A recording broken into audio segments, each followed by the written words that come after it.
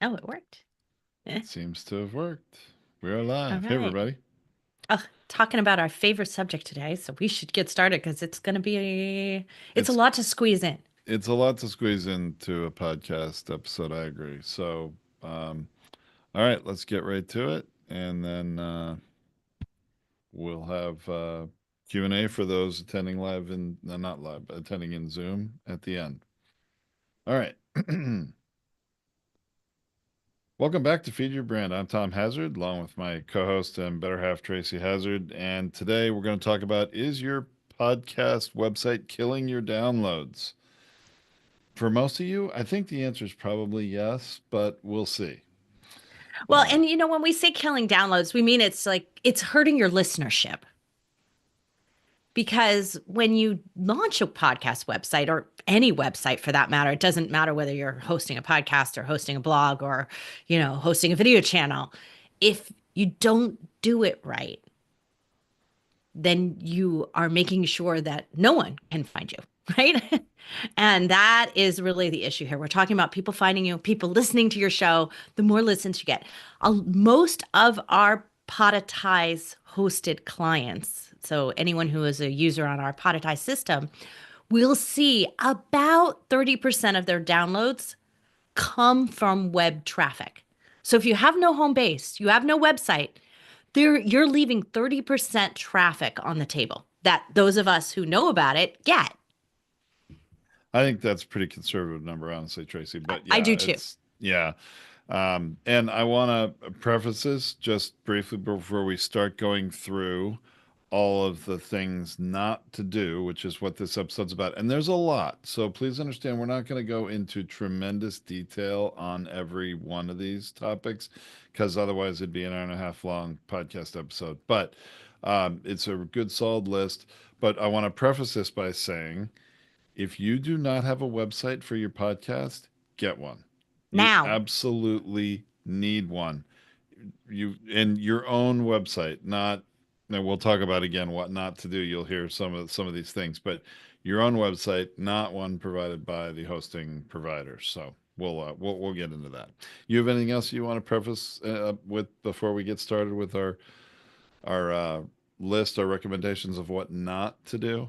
yeah, we are not going to talk about design here. Like I honestly, and we have people who built thousands of websites, and they will tell you that it doesn't matter what your site looks like. What we're talking about here has to do with the sort of the functional way that it works, but sometimes the design decisions you make those fundamental things break. So be thinking about that. Like we're not making a commentary on how pretty your site is.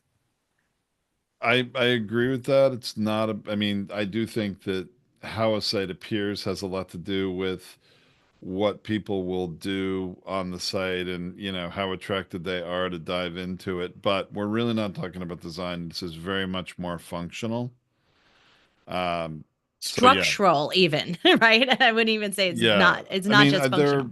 there's some things we'll talk about that do impact the way things look, but we're really not talking about the a good design or a bad design from an aesthetic perspective. We're not going to comment on the color scheme of the websites. That's not the point of this. It's definitely more foundational. So Tom and I have been doing this a long time, and we have personally, within the way that our company does it, managed people's websites. So we see what goes wrong and what doesn't. And here's what we know, and also what is the prevailing wisdom within the entire, I'm going to call it search engine optimized traffic industry, if you want to call it that, is that the number one thing you can do is pick the wrong platform. That's the number one thing you could do wrong. And we just straight out say here, if you don't have a WordPress website, then you're leaving traffic on the table. You're losing downloads.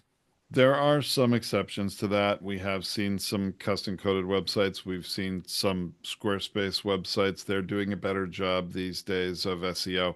They just don't have as the platforms that are the what you see is what you get make it easier to build a website, like the Wixes of the world. Please, my recommendation is don't use Wix. Don't use any of these other platforms because there's just not as much controls to be able to configure things, and there are not enough tools to your advantage to make the website be found by more people through Google searches, which at the end of the day you're going to find is really one of the big keys. But no question, WordPress is recommended. Squarespace is acceptable. It will work, but it's just again not as easy And not as as some of the trackable. others. So it's really hard for you to tell if it's working. And It's then Wix, ClickFunnels, lead pages, oh my please don't use gosh. HubSpot. Podcast websites, like all of those other ones, just stop using them. They're not worth the effort and the money that you're spending because you're It's not getting the results you want. especially ClickFunnels. I gotta put my foot down on that one and say, do not use ClickFunnels as your website platform. We've had some people actually do this recently that we work with, and it was a disaster. I'm not saying don't use ClickFunnels for your sales pages. It's a great platform to use for sales funnels only. But they're trying to say to the world, hey, you can build your whole website on ClickFunnels. Just, pay us more money, expand, do your site, do it all here. It just does not work for SEO. And I've actually talked, and I want to take a deep dive in this, but this is one important point because I've experienced it speaking with a ClickFunnels designer, engineer, supporting someone with their website that was being converted all over to ClickFunnels. I asked them some questions. Well, so how do you do this and how do you do that, which were critical functions of SEO? And they said, "Oh, well, ClickFunnels, we don't care about SEO. SEO doesn't matter." They really literally don't care about it because their entire uh, business model is you pay money to market and drive people to your website, which Right. is And that's not what we're, not yeah. what we want. We want organic traffic. You're speaking your way to wonderful content through your podcast. You can attract people to your website without having to pay marketing dollars. That's our point. Yeah, and so we want to just also be really clear here when we say get a WordPress website, that's not where you're hosted. You're still going to be on SiteGround or GoDaddy or some Bluehost or something like that. You have to have a host that's running that, and they will try to sell you sometimes on their stuff. Just don't do it. Just make sure you do a WordPress website on top of one of those hosting platforms. It's perfectly fine, does really well. It's exactly what you want, and it doesn't have to break the bank. Super simple. And then you may get a theme. That's that design part. So there may be some other costs associated with it. Just keep that in mind. But it shouldn't break the bank for you to have this website, just the structure of it. Absolutely true, Tracy. I believe in the way we do it for customers that need a new website, WordPress with the hosting. They're paying a very small amount of money per year for the WordPress hosting. I mean, really like 29 to $40 a year type of money, not very expensive. So just And to the give you host an might example. be, up, it depends on your traffic and stuff, but up to $100 a month or something like that. Depends on Wh- what you've got. But What are you there are saying might lots be? cheaper ones. Some hosting will be up to $100 Oh, depending on some traffic. platforms, and Yeah. it does depend. As long as you have a smaller site and it's on a shared server, it's low. If you need a dedicated server, you'll pay a little more. But these are all reasonable rates for what it is. And, for those of you just starting out with a new podcast and a simple podcast website, I think you can, if you purchase from the right hosting platform, the right company, and you don't have an overly complex, expensive theme, you really can spend 29, 40, max maybe $50 a year for the entire cost of the website. Now you can always add things on, and sometimes there are costs, but just you can decide though. You have the option to decide what you're going to add and what you're going to pay for and what you're not. Right. So this thing that's going to drive 30% plus traffic is not killing you from a monetary standpoint. It's simple to do, and you should have one. You should have one if you've got a business, a mission, a nonprofit, whatever it is, you got to have a website. So this should be a logical, easy thing to do. Now, the next thing on my list, Tom, I don't know about yours, but on my list is I see it so often. They don't have their podcast on their website. They don't have a player. They don't even mention their podcast. Like it's just not there. I see this a lot too. And because you know what I do, I meet with 6 to 8 podcasters every day that I've never met before. They just, through LinkedIn outreach and such, they book a Power Podcast appraisal on my calendar. And I look at their websites and I'm always shocked how many of them actually have a website and they're not using it. And what they're usually doing is have a link to their show on Apple, on Spotify, or on YouTube, one of those three. And they're sending people away from their website when they first get there. They're sending people away to listen to or watch their show. I'm like, there's a huge missed opportunity there. Why not have them listen or watch on your own website? Keep that traffic captive right there, because while they're listening, they're going to poke around and see whatever else you have to offer. Yeah, they might see a pop-up. They might see your email list. They might see other blogs that they would like to click on or other content or your book or your course, things that you've got there. So the longer you keep them on the site, the better it is. So everyone should have a podcast player. Now, almost every podcast hosting company, like Podetize, has a podcast player available to it. And even Apple and Spotify have podcast players if if you want to go Right. directly to the So if source. you want to say, hey, I want to drive all of my plays to Apple, there is a HTML player of every episode in your podcast that you can download and embed code and put on your website. Same thing for Spotify. I don't like to do that personally because then the analytics, it's harder to know which ones are actually coming from your website than from one of those services. And I always like to isolate and know how many plays are coming from my website versus people in their phone on those apps or even on the web on those apps.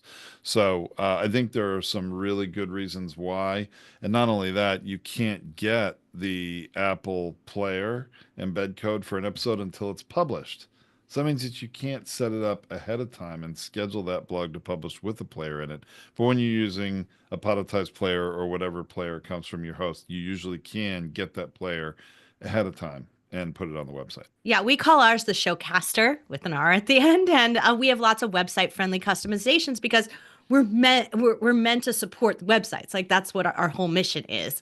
So we have lots of things that make it look like your brand and stylistic ways to break it up and have tabs. So there's all kinds of different things. So there are different players out there.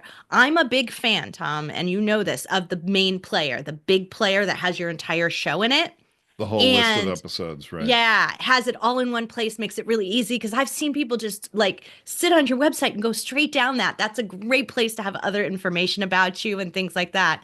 And then another thing that I'm a fan of course, is the track player, right? Putting the track player right in the blog or the episode information for the page so that they could just listen to that one single episode. And all of our players have little subscribe links. Not every player does, but it makes it easy to just click and subscribe. Absolutely. Yeah.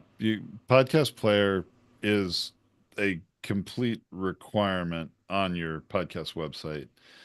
No Well, reason not to have it. and especially if, and this is where I want to mention to you, if your audience is older folks, people who don't have, um, aren't as podcast savvy as they might, as Or you might aren't think. as smartphone savvy, really, right? Right. Exactly. Or yeah, especially, if you're doing something where your audience would likely be using a Chrome browser or on the internet on their computer versus being on a mobile device, you definitely want to have a player because it makes it really easy for them to consume your podcast without having a podcast app and even understanding or knowing what that is. And if you're international, if you have a larger international audience and not such a US centric audience, then iPhones are not as big around the world as they are here in the US. There are still lots and lots of Android devices around the world. And honestly, the podcast apps suck on Android. They really do. And so unless you're going to pay for Spotify or you're going to use that, there really isn't much options for you out there that are really good anymore. So so sometimes the player becomes a great default for them to come and get your show. So be thinking about those things. I think they're really important. And speaking of that, Tom, mobile optimization, right? Sometimes those players look terrible on mobile. They don't look as good as they're supposed to. And so you really need to have both a mobile optimized site, mobile optimized players, and make sure that you've checked all of that for your theme and all the things that you use, because a podcast listener is likely a mobile phone user, very likely. They are, and I'm glad you mentioned not being mobile optimized. This is a something I see a lot as well when I'm reviewing websites, and I think a lot of people who are, having their first website created or creating their own website, for those of you on, more of a budget for your podcast, maybe doing everything yourself and creating your own website. And I even have some customers that pay for full done for you production that created their own websites, but they almost never look at their website from a mobile perspective. And everybody should understand today, more traffic to websites is coming from mobile devices than it is from desktop and laptop devices. Most websites by professionals are being designed for mobile view first. And, if you're on the back end of your website in most platforms, you can preview it and look at it in a mobile view. You've got to do that and make sure everything looks right, because oftentimes you get this everything organized on your website, the layout and how you want people to navigate through the site and flow through it. You get it all worked out from a laptop or desktop perspective. Don't even think to look at the mobile. And when you finally do, it's like, whoa, that isn't what I Because it's expected it usually to be. wonky and out of order. Because this, if you've got things side by side on the website, the the theme has to pick and decide what's going to be on top of each other. You It's have going an to opportunity stack to them. adjust it, but it's going to stack it and it might stack it in a really weird order and you don't like that. But I have people who never look at the mobile view of their site even though it was designed for that. So check it and make adjustments. And you have to keep checking it periodically too, because as software updates happen, things can change and might need adjustment. So it's Great something you point. should look at on a regular basis. I was just looking at podcastersunited.org again today on my mobile phone in advance of recording this episode because I wanted to make sure that one works. As we're telling everybody, hey, you got to look at mobile view first, and it does. It is the way we want it to be. So but very important. Please don't overlook mobile view of your website. If you have a really old website, update it now. Just update it. It's time. It's very easy to update a theme and then make adjustments like this. So just do it. And speaking of updating, Tom, not Yes. being consistent or constant with new content is one of the number one download killers, I think. If you're not consistent and constant on the podcast side, that's also not good for your show, right? You're not getting more traffic, you're not getting more Sure. downloads, it's not happening. But when you're not then publishing them in your website either, you're not getting Google credit for it. You're not getting to be a trusted source for new information, a thought leader in your area. And anyone who can post more content than you is going to outrank you, no matter how popular you think you are. Or even if your content's better than theirs. You're 100% correct, Tracy. I bet a lot of you podcasters out there listening to this episode are like, oh, I have a website, but I barely have time to get my audio episode edited and out and published as a podcast. I only occasionally create that landing page for the website or those show notes or whatever it is that you're doing for a page on your site. And you know who you are. I understand. Don't always have time. I get it. But guess what? Google knows. Google knows when a new page goes up on your website. They're looking for it every single day. And I'm not exaggerating, folks. Not at all. One of the episodes that I know we're going to reference later on in this episode, we published in April of 2018, is still a top ranked for some keywords on the first page of Google search. And we found that out the hard way the day we published the episode. Why? Because Google indexed it right away, ranked it on some keywords, and it ended up in someone's Google alert. And I got a not so nice email from the CEO of a company who thought I was saying something negative about his company when actually I was saying something complimentary. But that's It'll kind of be beside the point. it'll be interesting to see if you now get one from the ClickFunnels CEO. I, you know, and You I, might. I hope I do, because honestly, I will stand behind that. I did my research and I am speaking truth about ClickFunnels that truly they don't My care about SEO. my point But is that this was called the best and worst podcast websites, and somebody took major issue with the fact that we called them one of the worst websites. But it was based in fact, just like this is here too as well. absolutely. So But, it's kind of like Santa Claus. He knows when you've been sleeping, he knows when you're awake, right?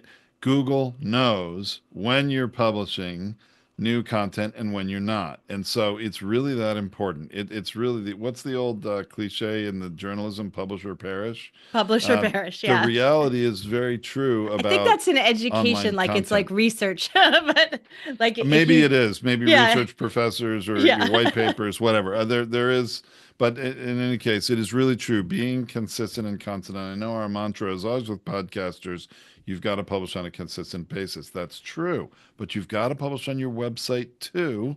And you've already spoken your way to it. You just got to take it over the finish line. So here's the other thing that I want to just give you a little bit of tip on this consistent and constant side. That is something that we do really well.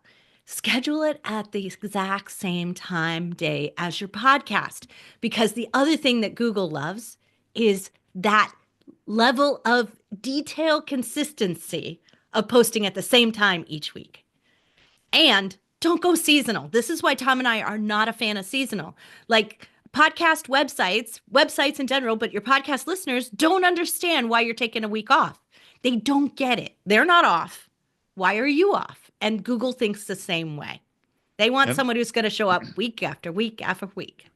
in fact, we have a scoring system on our back end at Podetize, and shows that publish consistently every week and don't take a break get a higher score than those that publish randomly or, publish a bunch of episodes, then take a break for a few weeks. You actually get bonus points in the scoring when we look back 52 weeks and see, how many times Well, you've you're making it published. sound like we skew it, but that's not the No, case. It's just that because you're posting so consistently, all the points you get will raise you up well above somebody else. That's just what's it's going to it's part happen. of the algorithm that Yeah. that creates the how we score, podcasts. But So uh, now this last one that I have on like the real download killers, the real things that are killing traffic is it's kind of related to not having your podcast on it. You also don't have your social, your email, all the ways to contact you and connect with you.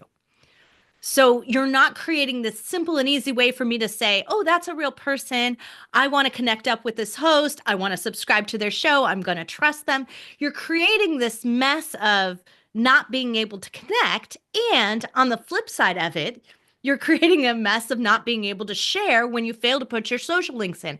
I have seen about a dozen websites just this year so far in the last couple of months, Tom, that don't have social links on their website at all. Or they're buried so far into the contact pages or the bio, like they're right down at the bottom of the bio or next to their profile photo. It's too hard to find. that's just really hard to understand. And I have to think for most people, it just comes from a lack of awareness or lack of attention to detail. They're not really thinking through the missed opportunities. This is especially important when you do create, as we recommend, a really comprehensive episode landing page for every episode. Should have a guest bio section with your guests' social handles and connection links too.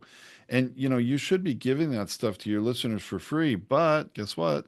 They got to go through your website to get it, right? On that landing page on your website. So there needs to be, as Tracy's saying, links and connections back from your podcast, your descriptions and your episodes, any social posts that you make about episodes. Always should be a link back to your It should be website. two-way. And that's what we're trying to get across here is like, look, we're talking about building a website that Google sends traffic to you, that 30% plus that are looking for whatever it is, the topics that you have and are covering on your podcast. You're now put it in a place that it's searchable. But at the same time, we also have things that like we want to send traffic in from our Facebooks, from our Instagrams, from our TikToks. We want to send it from our YouTube. We want to send people back to the core, to our home base website to get them to find us, to buy our books and our courses and to do other things and subscribe and listen to our podcast as well. But just because we built that website doesn't mean they're going to come. So we have to do a good job of both sending traffic in and sending traffic out so it reciprocates, right? That's what we're trying to do is create a circle. So when we look at having easy way to have social links so someone who's already found the website can go and then follow me on Instagram, right? Like great follow through and great way to do it. They can follow me in the place where they know they're going to get the most information, where they prefer to follow me. But on the same time, when I'm posting out on Instagram, I want to send traffic into the website so they can find out and reach out and get more from me as well. So we want both going each way. The other benefit to putting your social links on your site is also to use some of the, you can use plugins like Better Click to Tweet, Share on X, like there's a bunch of stuff like that.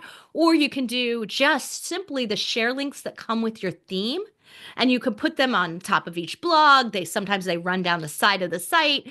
And all someone has to do is click it and share the content. It's super easy. You should actually do that yourself. So every time you post up a new blog, click on it and share it on Facebook straight from your website. You're going to get more bonus points. And Google's going to look at that as, wow, look, they're being shared on social and we want a piece of social. So we're going to make sure and share your site even more. Now, I want everyone out there to really understand. You might think, oh, this is a lot of work for me to share my own stuff. Okay, it takes some effort. I'm not going to lie. You can get support for it, and if you can justify the cost, but it does take some effort if you're going to do this and be successful with your podcast and raising awareness. But guess what? You don't have to do it all yourself. When you have a guest interview format podcast, you want to incentivize that guest, make it easy for them, make them want to share your stuff. And I'm not going to take a deep dive into that right now, but go check out past interview Feed Your Brand about ego bait. You can go to podcastersunited.org and search on ego bait, and you'll come up with some of those past episodes and episode blogs. But there are a bunch of ways you can use ego bait to incentivize and make your guests want to share your episode and link back to the episode page from their website. Super easy way to get them to do it. So check out ego bait. And if you're sending out an email newsletter, if you're doing anything like that, I recommend sending out the links from your website and not from anywhere else. It gets confusing because when you're trying to share your podcast from an email, you don't know whether or not they have an iPhone and they're going to use an Apple player, or they have an Android device and they might not have Spotify. Maybe they use Castbox or something like that. So you don't know what their preference is. And to put all those links in crowds down an email puts too many outbound links and you get penalized for that and you have a low open rate. So what you want to do is have one link, making it really easy. And that's why having these social links there, having your subscribe links, having everything you need makes it so much more efficient and easy. Plus, it drives all the authority, everything back to your home base where they only get you. They don't get a bunch of other people. Very important. Very, very important. So all roads lead back to your website, right, Tom? That's all digital roads should lead back to your website. Everything that you publish anywhere about your show should be sending people where you are going to get the most benefit from it. And that is your website. And it's not that we don't want them to watch your videos on YouTube when you're doing videos or your podcast episodes. It's not that we don't want them to listen on Spotify or Apple, the only two places where there are like ratings, reviews, and followers/subscribers, right? They're the major ones that there are. We do. But you know what? It doesn't matter what platform you want people to listen on or watch on. They're going to listen or watch where they prefer to listen or watch. You just want to make sure they're getting all your content first, getting all the value first, and they're going to like you. They're going to go subscribe, and most people, you don't need to tell them where to do it.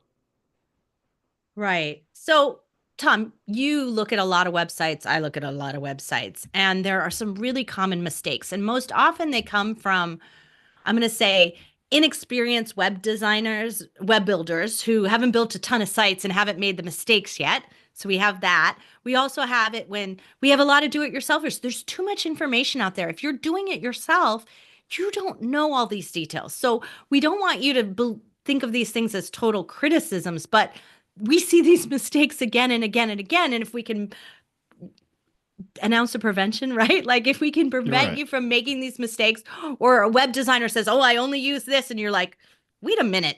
Tom and Tracy said, no, not to use that. Now you can question whether or not they're right about everything, because They seem to talk with a lot of authority, and a lot of times they don't know what they're talking about. Well, and you know what? There may be a good reason why, or a good business reason why, that a web designer might suggest something different than what we're saying from experience. Look, it's your show, it's your website, and if you're like most of our podcasters, you're in business in some way, or your podcast has become a business, you need to make a business decision for yourself. We're giving you our advice and our experience here and making suggestions, but it may not be right for everybody. And, that's okay. But But, these are also things to come back and look at. And if right. it's not working, here's probably why. Yep. All right. So let's talk about some of those common mistakes inexperienced designers or DIYers make on their website. Ignoring SEO. That's a real big one. I mean, and I want to say here, SEO doesn't mean you have to hire someone to maintain your SEO monthly.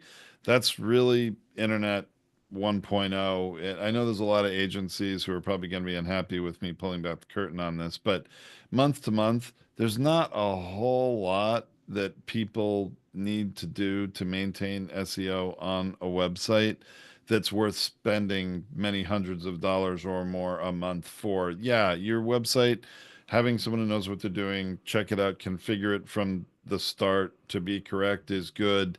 Because you And should rank on your business name, your name, the website name. You shouldn't have to pay to maintain that. That is not difficult. But there are things that change with websites over time and software updates and things. They do need to be maintained. And there are some reasonable website maintenance and there are reasonable SEO services that can help correct those things that also don't break the bank. The real power for SEO for websites that we have learned and spent more than the last decade proving out for ourselves and all the people we support in podcasting is in these episode landing pages that you are created from every episode. That's the fuel, the SEO fuel that when you publish consistently keeps filling that website and impressing Google and making them want to send more traffic to your website, even if everything's not configured perfectly. And actually, we should probably jump to a tool related to this, Tracy. I know it's in a later section, but there are two tools to help you configure pages of your website on your own, Yoast SEO and All-in-One SEO. And I don't really You don't need have a both, just one preference of of them's that, fine. one or the other. You only need one or the other. And they're both good. So you could just pick one. And it will guide you to do that. It's pretty easy to understand. But I also want you to know this. It doesn't mean you have to get either of those tools to say every page on your site is 100% configured according to their guidelines. Get it close. 80%, 85%, 90 is awesome if you can. Those are guidelines. It's not that, oh, if you don't get it 100% configured, if it's not all in the green, the page is bad. Please don't misunderstand that. It's just pointing you in the right direction. Get it as close as you can and move on. But I think the biggest thing about what we're saying here is that the most common mistakes is that they ignore SEO altogether. They think the only thing that their site needs to rank on is their name or their company name, Oh right? my gosh, that is And the biggest rookie error in right. websites because guess what, folks? If they already know your name, you won the battle. You won the marketing battle. They're going to find your website when they know your name. Your name may be in the URL or your business name or your show name, whatever it is. That is the most basic. What is the word? I mean, to me, it's like It's a given. It should it be a it should given. be a given, and it's like the takes the minimum of effort to do it. One of the speakers I love named Dan Clark always has this expression where he talks about people that are just going through life achieving what he calls minimum requirement mediocrity. They're only doing the minimum required, and then they wonder why they're living a mediocre life and not getting, good things aren't coming to them and all that. Well, this is similar. If you just say, "Oh, well, my site's good for SEO because I rank on my own name," that does not mean your site is good on SEO. You want people to come to your website who don't know who you are, who don't know your name, but they're searching on things you and others say in your podcast every episode. Things that That's you're SEO expert in. victory. things that you're Yes. a thought leader in, things that you want to be known for, right? Those are the things that you want to have ranking on. And so when you don't have, and it is not easy, trust me, because I've been given an SEO silo where they give you all these words and you have to, and you're like, this isn't important. And they say, oh no, you have to do this or you're not going to rank in your industry. We can tell you for certain that that's not true. That if you are talking about things that are absolutely current, relevant, and important to the people who are doing the work in this industry, when we do it and we are talking solely to you podcasters out there and we keep our focused on that, our content will rank anyway.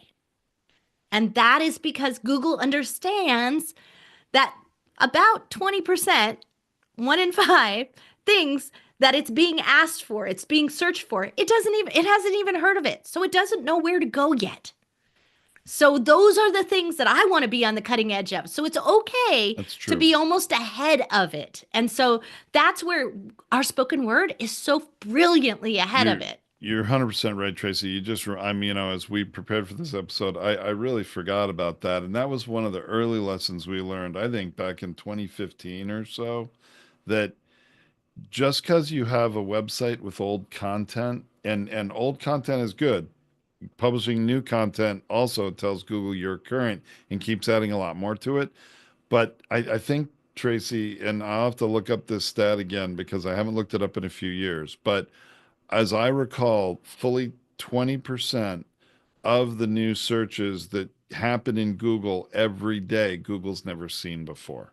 And that's a staggering stat. And that was absolutely true a few But years ago what when you I need to last talked understand about it. is Google's not going to pop up something that says what we call null, right? It's No like, result. sorry, no results. They Yeah, won't. they They don't will do it. figure out who has enough authority, who's talked around that kind of subject. And with AI today, it's even better at it.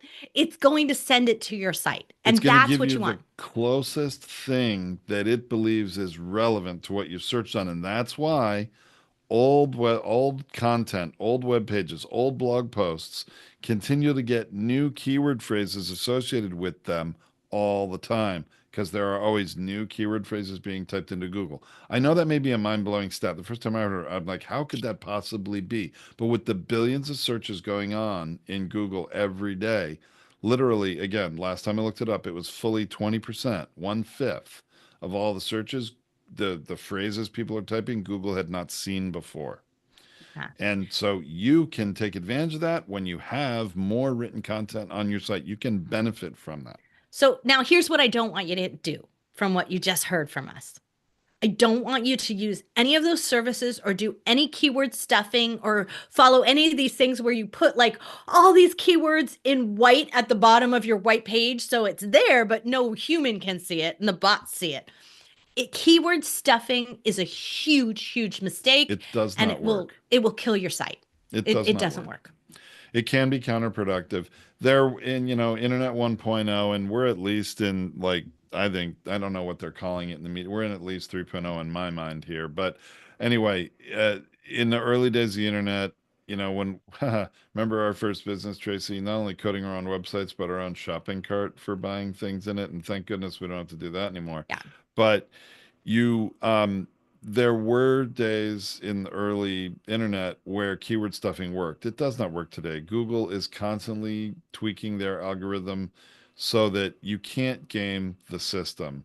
What we are advocating is creating quality content. We're not hacking anything, we're not suggesting hacking anything. Create the kind of content Google wants to serve people when they search on things that are related to what you talk about in Now, your we're not podcast or saying have on your website. don't tag, don't categorize, don't use the tools that are within the blogs. Absolutely use those. Don't do hashtags though, because that's just it's not useful in a blog. Use the tag fields that they have instead of hashtagging yourself at the bottom. And but having content is like the most critical part here. And so but content of stuff you actually talk about, of stuff you really said, of value you really provide. That's the real critical point here. Now, the flip side of this is that we see sites that have what Google calls thin content. It doesn't have much. They're too short. The blogs are too short. Google actually likes really long blogs. That Tom, too short, I think, is the number one yeah. thing that people think, oh, I mean, I know there are podcasters out there, a lot of you saying, oh, I have a blog post for every episode. Okay. I'm Great. glad you do, because that's better than not having it. And I'm glad you have a website, even if it's on Podpage or something like that, which is not really gonna set the world on fire, from a few perspectives. But I'm glad you have a website rather than not. The problem is the typical show notes blog post summary has a little, and especially the ones that are automatically created from your podcast RSS feed, they're definitely not going to do it for you, because number one, it's very formulaic, and the same content is on on Apple's website and on, Spotify's website and everywhere else. But um, it's just not enough material. It's not enough content. The days of the 600 to 800 word blog post ranking for a lot of stuff on Google are long over. They're looking for long form content. My rule of thumb is 2,500 words or more. I think 2,000 or more may be okay, but they're looking for long form content, not quick hits, And right? keep this in mind. This is not what humans read. Humans read less and less and less and less. But the bots, the things that are going to get your site ranking, the things that are going to get you traffic. And that's why we love what we call verbal SEO blogs, which is your transcript, but utilized in a blog format. That's why we love it, because it does it without you having to do all the writing work. I still write 600 to 800 word articles, but I don't put them on my own website. I actually give them to other people to use in their newsletters, to use on their websites. We have a great partnership with Breakthrough Author Magazine and Juliet Clark, and I write an article for them every single month. So it's really fantastic to be able to use those articles to send traffic, the right type of traffic. See, but that's why, you're doing it for a couple of reasons. Number one, Juliet is somewhat of a power partner in business, and Somewhat, we're she is. contributing. No, what I mean, you know what I mean. I didn't want to make people think that we're in business together, because we're not. It's a separate business. But you're contributing content to her blog, her site, which you're being a good, joint venture sort of partner in that way. But the advantage for you and us, selfishly, is there's a link back from every one of those back to our website, right? That's right. That's right. And so that's also, I think, something that we don't realize is that there's not a lot of that cross linking going on. And that's something that's missing from a lot of websites, because they never put a link in. They never take the time to put a link in. They never put a Yep. link out to their guest. They never do those things that you were talking about, like putting all the social links for the guest, things like that. So those are also missing. And that creates a less valuable content on the page, because if the page doesn't have cross links out, then it's not valuable either. Now, when I used to write for Inc. magazine, one of the things that we knew was cross linking within your own blog, within your own magazine, is extremely important. And we were charged within the first paragraph making 3 links to other articles. So you being able to cross link to your other blogs from within your blog is super, super powerful. You're sharing episodes, you're sharing information out there. So those are things that are missing. And we call that thin content, when it doesn't have links, it doesn't have lots of words, it doesn't have all of these shares going on as well. All right, Now, Tracy, let's just cover a few more common yeah, mistakes let's rather quickly. yeah, I Um, I think the other thing I just want to hit quick on oh, this one is sorry. the H tags, right? If Oh my when goodness. you do create a blog, if you have it too short and all you've got is this one paragraph, you don't have subheadings, you don't have a title, you don't have all of these chapter sections, things like that. We need to use our H tags and not make them pretty. Like I see people where they just create like larger size fonts, but they're not using the heading placements, the tags that are in the site to be able to use them and insert them automatically. So to expand on that, H tags, their purpose is to have a hierarchy of information within the blogs to help Google understand the story that your blog is trying to tell them. That's not how most rookies use H tags. They think, oh, H tags are how you make a font bigger or smaller. And so that often your decision on what fonts to make larger or smaller has really not a lot to do with walking Google or anyone reading the page through the journey of what the story is of that page. And so that's a big mistake. You'll And they're have to easy do, to fix, by the way. If you're yeah, obsessed with the font sizes, they're easy to fix. You can change the size, the template size of those font tags. with the right website platform. Not all are Yes. so easy to do it with. But anyway, H tags are important, and you should, if you don't know what they are and you do your own website work, you should do a deeper dive in that, however you like to research things. I like to look up YouTube videos a lot of the time for stuff like that, but you'll have to find your own way. I also want to mention slow loading speed of your website, something you should be aware of. And there are tools with which you can assess that. And we have a tool that sends us a monthly report on our website and tells us, hey, this page is loading slowly. And then we go figure out what's wrong with it. There are tools you can use for Nine that. times out of 10, it's the image or the Yeah, player, really right? big image. Yeah, an image or a player or some kind of plugin you're using. Could be YouTube, could be something you're using, like a lot of uh, the features you might use from Instagram or other places like that slow them down. So there might be something that's systemic across your site that could be fixed very quickly. One of the tools we recommend using is like it's called Smush or something. Smush Pro or something. Smush Pro. There's a Yeah, few of Smush them. Pro. I mean, your images don't need to be very large in file size to be good quality looking images.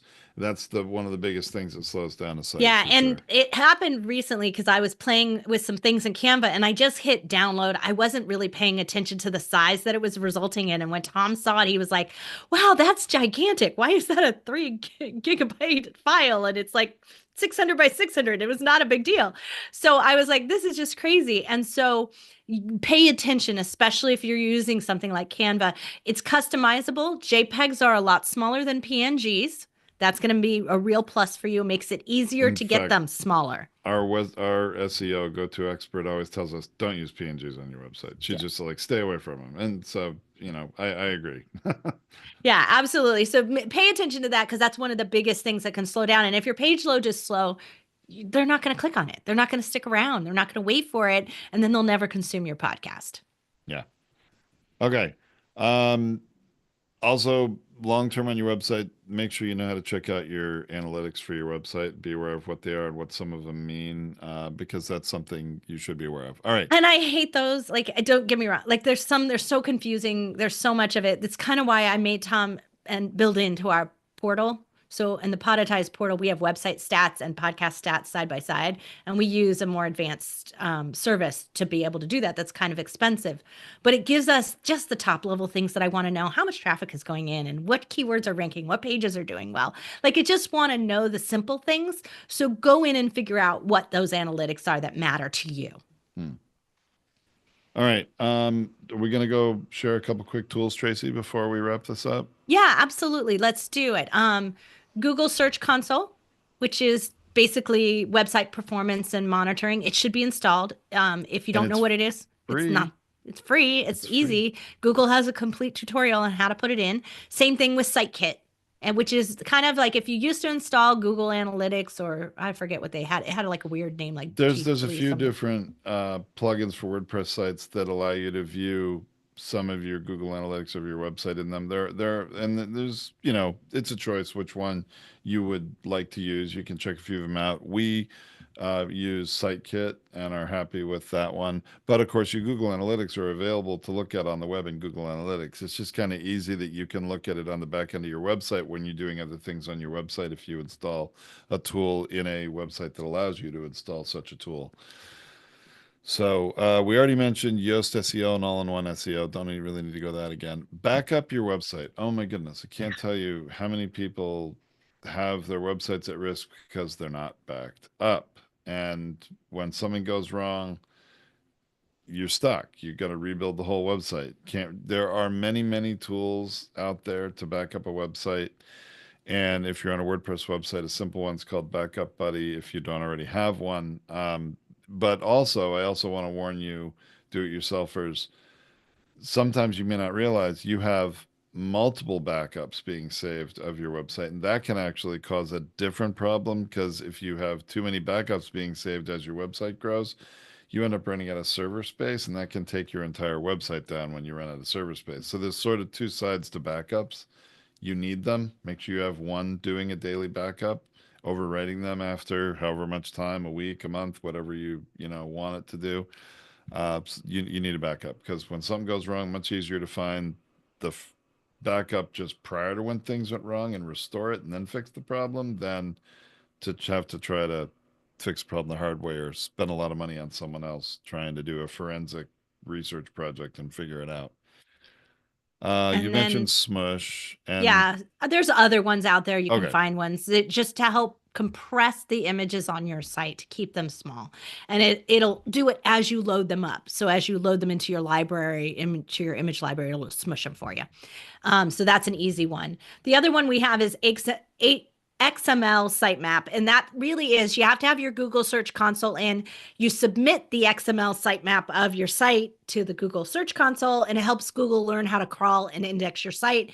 If you do that, it just makes everything easier. giving Google a roadmap for how to find all your stuff will make Google more likely to rank you for more keywords. So, yes, that's an important thing. And again, many of you may have people doing this for you, and that's fine, but this is more, I guess, for the DIYer to know some of these things. All right, Tracy. I What? I had one more thing that I just wanted to like quickly go down really the essential website elements. If you don't Okay. know what you need for your website, this is it simple. Have the simplest, clearest navigation. Don't call things funny things, call it a blog. Call it a about.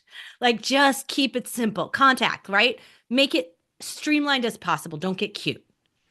Mobile friendly, we talked about already. High quality audio player, we need to make sure that we do it. But keep in mind that if you fail to keep up your RSS feed, if you do not keep it live, if you do not keep it continuous, if you don't pay your fees or do whatever it is you have to do, if you break your RSS feed, you break your audio players. If you break your audio players, you better go fix them because a broken link can harm you even more than anything else that goes on in your website. A broken link says you don't care about your property anymore, and Google should definitely not send anybody by your house. And so that's how I look at that. You have to have an about section or an about page. Doesn't matter. They want to know who you are, right? Who's running this thing? Is there a real human here Google cares about? And based on the sort of rules and laws of the internet and all the things out there and the EU standards and just all this stuff that's out there, the best thing for you to do is make sure you have a contact section or page. It must have an email address and a mailing address to be in compliance with the laws. You need to have a privacy policy and a terms of use if you have a blog or a store or anything like that. And then we like to add publication standards that you can register with some of the social media apps and get treated as a journalist. So it's actually really, it can be a benefit. You can be, have bonus check marks and other things automatically added to your profile. If you want to see some simple ones, just go to podcastersunited.org. You have our permission to copy them, but you must do it at your own risk. We are not lawyers. We are not your site. You have to customize those and make them at own, but you're free to use ours as a guide. And then don't forget all those subscribe links for your podcast and the social links for your profiles everywhere, right? Don't forget those. Don't forget the email address as well. And then absolutely, if you don't have a blog, we question how you're going to get traffic to your website. So have a blog. It's optional, but it's highly, highly recommended. Absolutely. Okay. One other little tip about the privacy policy terms of use, some of those basic pages that Tracy mentioned. Any of you that are doing any kind of mass email through MailChimp or Google or ActiveCampaign or anybody who has, like, I'm not talking sending individual emails from your local MacMail, Gmail, or Outlook. Okay, that doesn't apply. But when you're sending large group emails, newsletter emails, or any other kind of mass marketing emails, the domain name, first of all, needs to be connected to a website. And then that website needs to have the privacy policy and terms and conditions. The powers that be in the internet that guide what domains get on the bad list versus the good list, meaning which email addresses that emails sent from make it through spam filters and get to inboxes are looking for these things. And if you don't have them, they think, oh, this is spam. Boom. Always go into junk. So there are other good reasons why, having nothing to do with podcasting, when you have your website, you want to have some of those key pages. Absolutely. So I know we covered a ton today. We went We really squeezed it long all for in. us. We went Yeah. really long, but this is such a critical home base. It's the crux of everything that you should be doing on the internet should stem off of your website. So it is really important that you have all those elements filled in and kept up to date. All right. Well, I hope you got some good value out of this. There's going to be a lengthy blog post for this when this publishes as a podcast on podcastersunited.org and with links to everything we talked about today. This is going to be a very long list of important links, but guess what? Those also will be very helpful for SEO, and Google will appreciate that. But hopefully, so will all of you that are wanting to go get a link to something we talked about. You may be listening and you're driving like, damn it, what was that thing that Tom mentioned? Well, go to the blog post on podcastersunited.org, and that full list is right there for you in the blog for this episode. Thanks everyone for listening. We'll be back next week live. As always, if you're catching this on the podcast, you're not catching us live, but there's always a next up episode that tells you where we're going to be and what we're going to be talking about. So catch us on the next up. Okay, live stream social